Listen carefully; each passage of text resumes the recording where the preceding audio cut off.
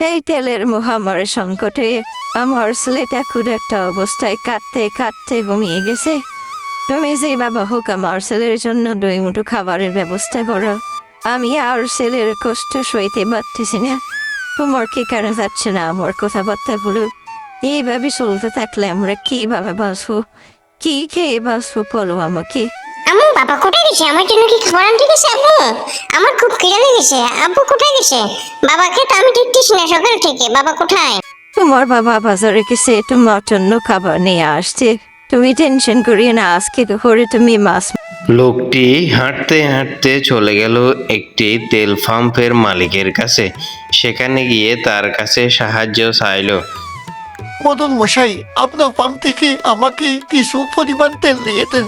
আমি এগুলো খোলা বাজারে নিয়ে অবৈধভাবে অনেক টাকা বিক্রি করবো, যাতে আপনাকে আমি কমিশন দেব। আপনি তো তেল স্টক করে রাখছেন, বিক্রি করতেছেন না।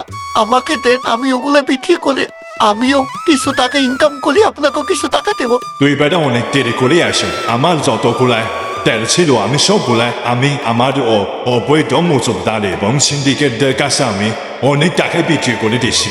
তুই বেটা দৌড় হয়ে এখান থেকে আরো আসতে পারিস নেই। আর যেগুলো আছে তেল অবৈধভাবে এগুলো আমি আস্তে আস্তে বিক্রি করবো চওড়া দামে।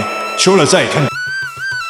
মানুষের যখন পেটে খিদে হয় তখন মানুষ আসলে নীতি পরিবর্তন করে ফেলে, যা আমরা এই ভিডিও থেকে শিক্ষা গ্রহণ করতে পারছি। আসলে সিন্ডিকেটের দখলে মানুষ শেষ হয়ে যাচ্ছে।